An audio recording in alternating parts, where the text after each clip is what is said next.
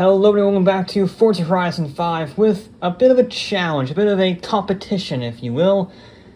I've been waiting to do this for a long time, ever since the Italian vehicles were welcomed back into Horizon with all the Fiats and the Lancias and the Alphas. Really great stuff, and I've been wanting to do this. A classic rally car showdown. Now, it's not going to be our traditional showdown where we have the different competitions. This is going to be a very simple 2 rally stage event. One of them for the road cars and one of them for the rally cars. So we're going to have different Italian vehicles along with the Alpine and the Audi, some of their rivals from the various rally classes, and we're going to put them together to see what era of the WRC was fastest for its road car homologation vehicles and the respective rally cars. I do have to make a caveat though. Obviously, by the nature of Forza's physics engine, even if I build the rally cars exactly the same specs as they are in real life, that doesn't mean they're gonna be perfect comparisons. I can try my best, I can get the right horsepower, I can get the right weight, right tires, etc., but it's never gonna be perfect. Which means these results probably won't mean very much of anything. It's more just for my curiosity and a little bit of fun, throwing some vintage Italian rally cars down some rally stages. Alright, so with that caveat out of the way, let's get started. And we're going to go from oldest to newest, which is our starting out with the Group 4 car from 1973, the world's first World Rally Champion, the Alpine A110. And you can see we're starting off with the road cars. We're going to do a tarmac stage, and then a dirt stage is going to be for the rally cars here on the Rally Adventure expansion. Now, the Alpine A110 is interesting. It's the only rear-engined World Rally Champion in the world. And it's actually not bad to drive. It's no Porsche 911, but it's a pretty solid vehicle. It has, 120, 140 horsepower in this 1600S spec. And it doesn't handle all that badly. Normally, the road cars tend to get a bit of understeer. Like, quite a lot of understeer, because they're from the 60s and 70s and 80s, and you're trying to chuck them through at maximum speed, so of course they're going to push themselves wide on their older tires. But this one was really more leaning towards oversteer, which is nice, because it meant I could turn in quite a lot more aggressively. It just meant I had to deal with the rear end. It really wanted to swap ends given the rear-engined layout. But you can make it work, and it was, again, pretty good accelerating. 83 miles an hour. It doesn't seem very impressive, but the fastest ever rally stage recorded was, 2016 Finland? And that was only about 80 miles an hour average. So these speeds are very high for a road car from 1973. And it does have a jump, this rally stage. It's not a severe one. You can certainly go more severe on this island if you wanted to. I just opted for a nice simple run down one of my favorite mountain roads. We got one more corner to go. We're going to cross the line here and pick up where we left off with the rally stage. Which is why you can see here we have the Alpine A110 Group 4 sporting its 1973 livery. Sadly, that means I don't get to use the crazy touring car body kit that Forza has, because that's not what the WRC car ran back in the day. But this one is immediately faster. It's pretty low A-class. So it has the rally tires, it has the rally suspension, the whole 9 yards. A big thing of note is the roll cage. It's a full modern day roll cage. It's nice and proper. Based on the accidents that we saw in rallying during this time, I don't think they actually put that much structural rigidity into the roll cage. They didn't think it was very beneficial. They thought it just added too much weight. So I doubt whether or not the roll cage would be as effective if this was a true 1973 Alpine. Regardless, that's just one of the things that I need to make a caveat for, and we won't have to mention it again, okay? This one, still naturally aspirated, has like 60, 70 more horsepower than the road version, and it's noticeably faster. It's really not that much lighter because the road car was already less than 2,000 pounds, so it's a very light car. And again, it has a bit of oversteer, but since it has rally tires, it's more suited to that. It actually gets less oversteer than the road car, he says, as he gets a nice tail happy moment there. But on the whole, it was much more composed than the road cars because it had those grippier tires and it was on a more ideal surface for said tires. That doesn't mean it was particularly fast, though. Alright? This is the first WRC car, if I'm honest, and it's not fast.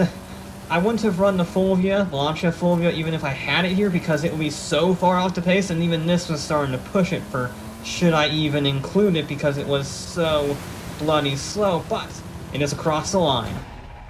But if we're going to talk about Group 4 cars, there's one Group 4 car that matters, the Lancia Stratos. Arguably the most important rally car of all time. The only thing that rivals it is the Audi Quattro from 1981. Why? Because it's the first ever road car designed to be a rally car first. It's the first ever rallying homologation special.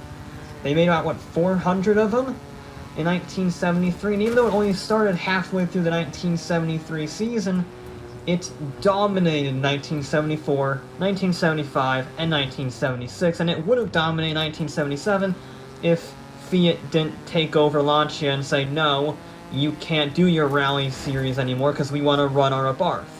So you're done, and give it to privateers. Even with privateer competition only, no factory support, the Stratos continued to win rallies until 1981. That is how good that car was. Honestly, if they had given it a full development time like they did with the later Delta, the Delta Integrale, this would probably be another 5 or 6 time champion. But internal politics killed it before it had a chance, and the road car reflects this excellence. It's stupid nice to drive. It's a bit too overseery for my taste, but on the whole, it's fast, it's light, it's agile.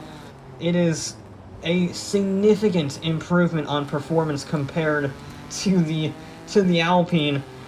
You do have to get used to the oversteer. You see it throughout this run. I'm really struggling to keep that back end in line, but that's part of the challenge. It's part of why I like it so much and why it's such a great car. Now, if you're wondering why I'm cutting to a third-person POV shot, for lack of a better word, on the Stratos rally car, that's because I accidentally deleted the footage of my actual run. You can see it on the screen right now that I did actually set an unbiased real time that didn't have any rewind or anything like that. So it's legit, I didn't cheat. I just deleted it like a fool. Now, the Stratos rally car is even more twitchy than the Stratos race car because it makes almost 300 horsepower. In fact, it might make over 300 horsepower just about during its later evolution runs. It's a beast. It's a very twitchy little beast powered by a Ferrari V6 mounted in the middle, so it's mid-engine. It's the first mid-engine rally car we've ever seen, and it did not disappoint. It was considerably faster than the Alpine, both on the road and on the rally stage. It's just got better acceleration, if nothing else, and it's got more power. So it's got the same sort of twitchy handling, although I think this one is a little twitchier than the Alpine.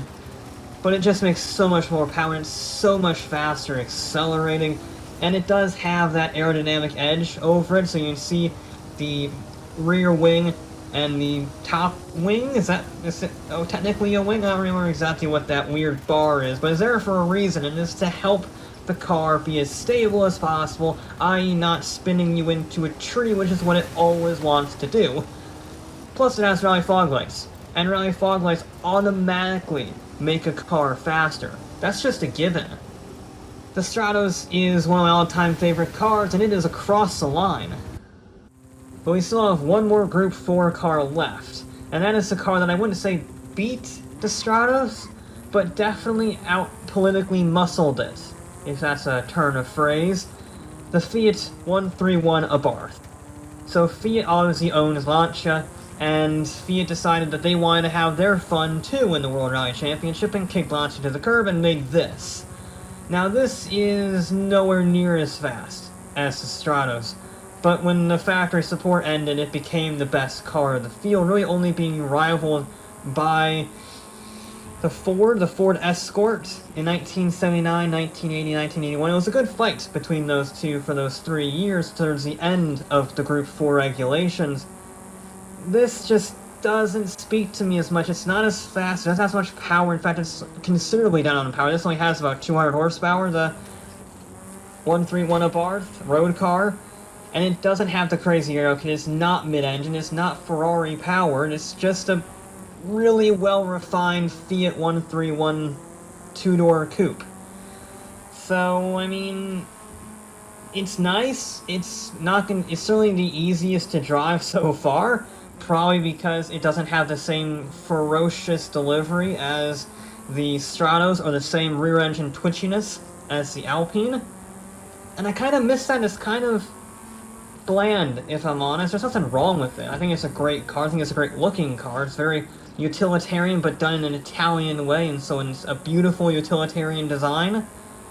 But it doesn't speak to me. It's just kind of a footnote in rallying history that achieved, I think, 2 world championships, maybe 3?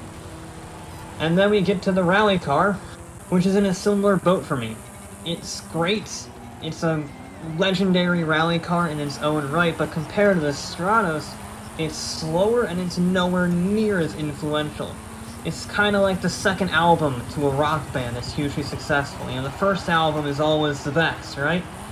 And this is good, but it's not as fast because it doesn't have the same power, it's not as aggressive, and it doesn't have the lightness. It is heavier than the Stratos, not by much, but it is heavier because it's not designed for rallying from the get-go. It's a road car converted into a homologation special, converted into a rally car. It's not designed first and foremost for the event, which means it doesn't have the same chassis design that made the Stratos so game-changing. Saying that, I do kind of prefer it to drive. Probably again because it's a little slower, but also because it doesn't get as much wheel spin. It's not as oversteery.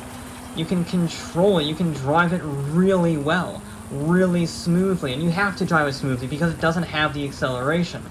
So you gotta be really perfect in these corners and minimize your oversteer, because obviously it is a rear-wheel drive car. You're going to get some oversteer whether you like it or not on dirt. That's just how the cookie crumbles. But it is so much more composed than the Stratos. You can see it's not as fast on the straights, but through the corners, you have much more confidence in it. And that is a power in its own right. You can be a little cheeky with the water splash. Obviously, I try to get at least a few tires through it at all times. I'm not just going to completely skip it, partially because hitting the trees is even worse. But also, it's just faster if you can skim it. And that was definitely a skim as we go across the line. With Group 4 done, you know that it's time to enter the madness of Group B rallying. First up is the Lancia 037 Stradale, my favorite rally car of all time. I think it looks absolutely stunning. It looks gorgeous, technically based on the Monte Carlo, or as we call it, the Scorpion here in America. And you can kind of see that from the center structure, but everything else is a custom-built rally car through and through. And it shows, because it is a stupidly fast car. It's a proper rallying sports car. Hell, I might even call it a rallying supercar if not for other vehicles later on in this list. It's just so nice to drive. It's like a Stratos without the issues. It is so composed through the corners, it is so fast accelerating, that it really is the best car of the day when it comes to driving it through these canyon roads. It's glorious. Partially because it's a silhouette racer. I told you it's kind of based on a Monte Carlo, but it has a custom chassis. It has a custom bodywork that's, fiberglass, carbon Kevlar for the later ones? I mean, it's a super advanced car. It's one of the first, maybe even the first, silhouette racers for rallying, for the foreshadowing for the WRC era, and what was the right direction. And it's just so glorious to drive through the corners, and it is so fast on this tarmac.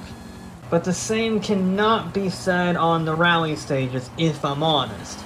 It's a great car, don't get me wrong, but it's just got too much power. This is in the Evolution 2 trim, so it makes 345 horsepower to the rear wheels, the one that was used in 1985 before the replacement Delta S4. And the problem with that is that, while yes, it's the last rear-wheel drive car to win the World Rally Championship, that was through strategy and maximizing points on tarmac events. This is on dirt, and that means it gets horrific wheel spin. I mean, it just can't put its power down. I love it to death, but you can see here it's just struggling. I'm in second gear and it's getting huge amounts of wheel spin, and it's sliding everywhere in third gear. And it costs it a lot of time, yeah. It's better than the previous rear-wheel drive cars that we've seen, but we have all-wheel drive coming up next, and it will not stand a hope in hell of beating it if it keeps doing this sliding around and spinning its wheels up. I'm sorry, but that's just how it ends. That's why they replaced the 037 with the Delta S4, because it just didn't have the traction. Once it did get up to speed, it was very good because, again, great aerodynamics and that mid-engine layout, meaning it was properly quick through the corners. But any time you had to put power down, and it just spun the wheels up and kicked the back end down. That's not how you carry good speed. Which is a shame, because I love the 037. Its story, 1983, is the stuff of legends. But on this stage, in this trim, at this time, with this competition, it just gets outclassed in every single way.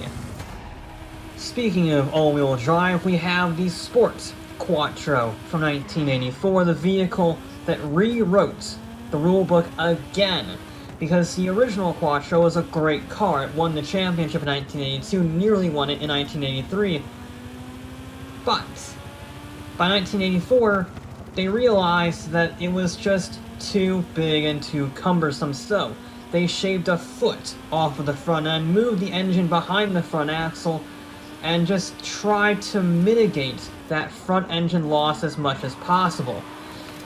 And it wasn't really successful. I mean, yeah, it won the championship in 1984, but that's only because Peugeot was not as developed as it was in the later years. Truth be told, the Quattro revolutionized rallying with this four-wheel drive system, but the front engine layout was a death sentence, and by Group B standards, you just could not have it. Saying that, the road car is phenomenal. Because we get loose traction anyway because of the nature of the tires, the understeer doesn't make that much of a difference, and in fact I drove it in such a way to try and get it to oversteer as much as possible just to mitigate any potential understeer from the front engine layout.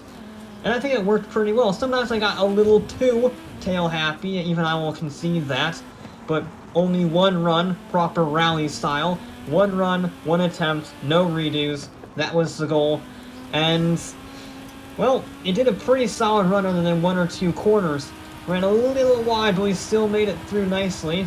And then we have the other end of the spectrum, the crazy maniacal S1E2 with the snowplow, with the massive rear wing, with the 600 horsepower, the most power ever run on a WRC stage.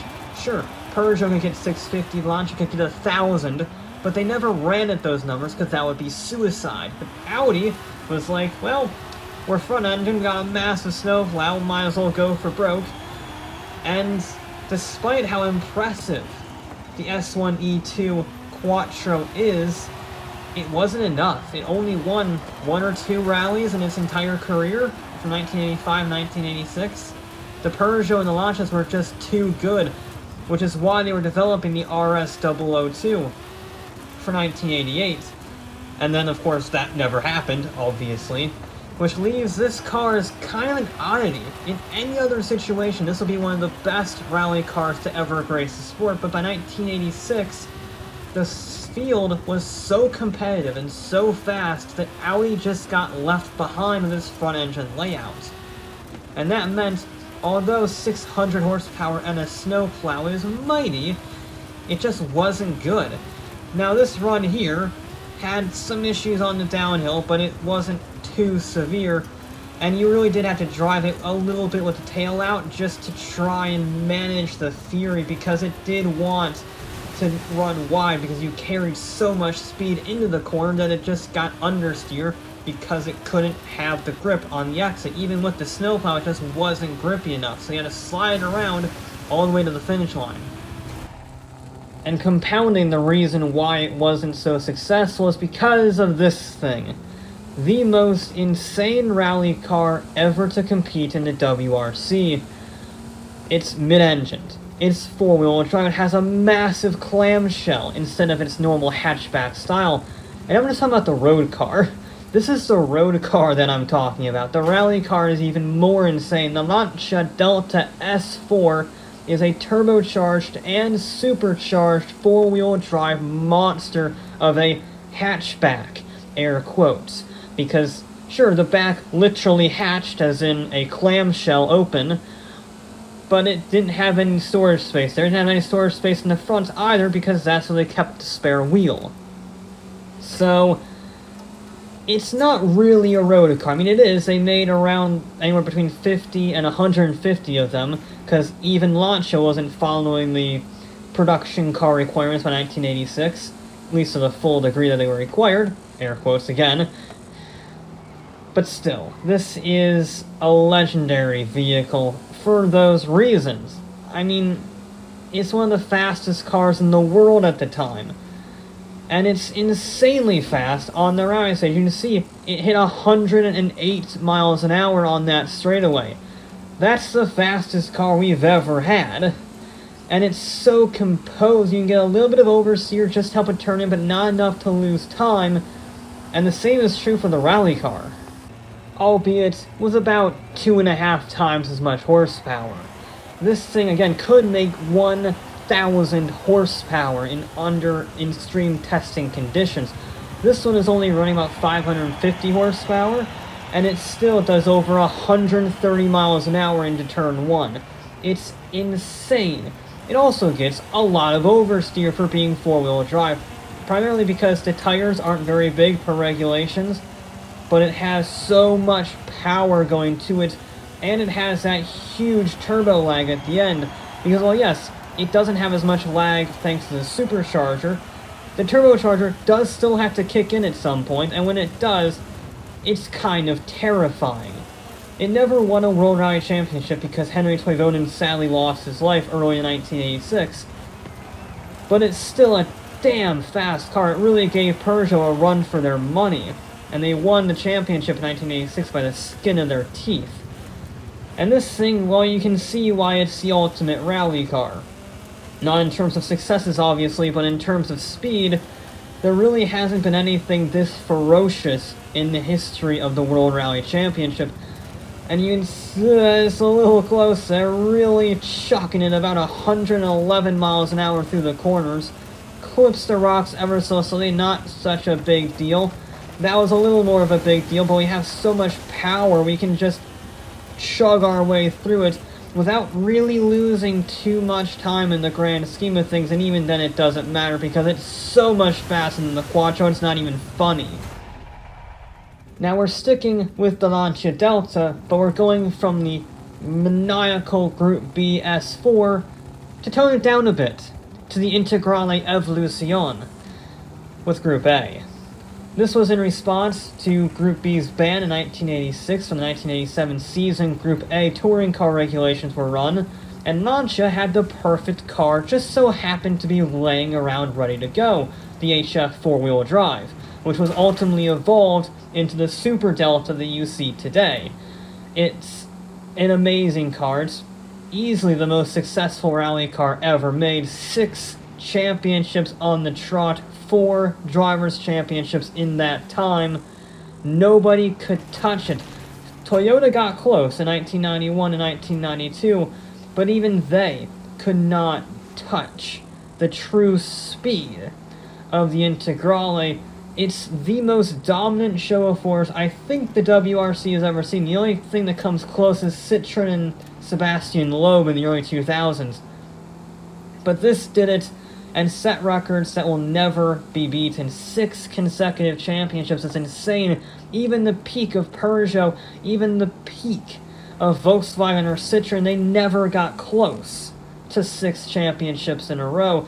Mainly because Volkswagen got caught cheating on their emissions and they had to shut down their WRC program. But even still, this will hold records for a very long time. It is a car that made Lancia the most successful manufacturer in history, a record it still holds despite not competing any at all in the last 30 plus years. But it is with the Group A Lancia Delta that I must confess to a little bit of subterfuge, or maybe obfuscation is the right word, because the specs don't perfectly line up with the actual real-world version, because we don't really know the specs of the real-world version. Officially, Group A rules said no more than 300 horsepower because we don't want to see the madness of Group B ever again. Well, by the 1990s, both Toyota and Lancia were very obviously ignoring that, and the FIA didn't care. So, we don't know how much horsepower this makes. It's as low as 300 horsepower and as high as 400 horsepower. So this in-game one is running 373. It's not a perfect representation. It's probably a little more powerful than what they ran sometimes. It's also probably less powerful than they ran other times. But it's a nice average that I used by just upgrading the turbocharger to its fullest potential. It's really how they would get that much horsepower back then in the early 90s. And that means that this thing is sort of a mini Delta S4. It's got a lot of horsepower, certainly more than most Group A cars, but it has the handling from Group A. It's composed, it's safer, it doesn't try to murder you. It still gets up to 113 miles an hour on the rally stage, mind you, which is insane speed for 300 horsepower. But it has so much more control than the Delta S4, and that means, like Group B and Group A in real life, the Group A car is actually faster because it can handle. So it may be less powerful, but it is better through the turns. We have one final car, though. We're finishing off Group A with the Mitsubishi Lancer Evo 6 from 1999. This is Tommy Mäkinen's car that he won his fourth and final consecutive World Drivers' Championship. And the reason why I'm not going any further past this is because Italian cars didn't compete in any WRC championships after Group A. So I'm not going to talk about WRC cars because they're not in it, and this is supposed to be a primarily Italian rally championship. Now the Evo has one big benefit. Its road car is actually a proper sports car. The only thing that comes close to it in terms of performance is the Delta S4 and maybe the 037. The 037 is nicer to drive, but this is four-wheel drive and makes a little more horsepower. So it is considerably faster than the Group B cars in that respect, and the only thing that can put a fight is, again, the Delta S4. It is basically a rally car for the road, one of the last true rally cars for the road up until the Toyota Yaris in, 2021, 2019? It's just simple. It's easy. It's Evo. It's great. And it is fast. You can see it's nearly as fast as the Delta S4. But it doesn't quite have the same handling. It's not mid-engine, it is front-engine, so it's going to have that disability in that respect. But the modern technology and the modern suspension makes it a formidable opponent. The WRC car is not such a formidable opponent, though. You see, unlike the Lancia, which could run nearly 400 horsepower because the FIA didn't care, after Toyota's cheating incident in 1995, they actually began to take a serious threat to unregulated horsepower and really started keeping that in check from that point on, which means the Mitsubishi is actually running 300 horsepower. And it just isn't powerful enough. It's great to drive, it's really nice to drive, but it doesn't have the horsepower. Its power-weight ratio is abysmal compared to pretty much everything else on the grid, short of maybe the Alpine. It's one of the worst of the entire field, so while it has fantastic handling, we do have a lot of hairpins on this course. I try to keep it a little balanced, the course, but even still it has quite a few hairpins on it, and that means it's not going to have the acceleration, it's not going to win the acceleration war, and that doesn't help its case at all. In fact, I know in real life, Group A cars were considerably faster in Group B cars by this stage, It just wasn't the case in this example. In Forza, you want acceleration. And on this stage in particular, you want acceleration, and this does not have it. You can see we're only hitting 106 miles an hour compared to 113 from the Delta Integrale. So while I love the EVO, I love the 1998-1999 season, the whole Tommy Mäkinen vibe, I even painted the road version of this in the Tommy Mäkinen edition color scheme, the EVO 6 just did not have the pace compared to its rivals. Which means when we look at the final timetable, we see absolute destruction by the Lancia Deltas. They scored a 1-3 with the Delta Evo Group A nearly beating the Audi Sport Quattro Group B car. It only lost by a few tenths of a second, and even then, the rally car was faster than the Group B car. It's just that the road-legal Sport Quattro was faster than the Delta Integrale. That is what made the difference. The road car was faster, but the race car was slower for the Audi. Meanwhile, the Delta S4, 9 seconds faster. 9 seconds. It was the fastest by a huge margin on the road car segment. It was 6 seconds faster than the Sport Quattro on the road, and on the rally stage, it was about 2 seconds faster. It's an insane machine. How brutally fast. I knew it would be quick. I didn't think it would be that quick. I could have technically turned up the horsepower even more in fitting with how much it could have gone and how much it might have run on the stage, but I went conservative with 550 horsepower, and it still thrashed everyone. Ridiculous car, ridiculous. In fact, Lancia got a 4th place, the slowest of the Group B cars, but the fastest of the rear-wheel drives, with their 037 being not too far off the pace of the other Group B cars, if I'm honest. Only 2 seconds slower than the Delta Integrale is pretty impressive. It beats the Mitsubishi Lancer Evo, for gosh sake. It beats it considerably by 2 seconds, despite being rear-wheel drive.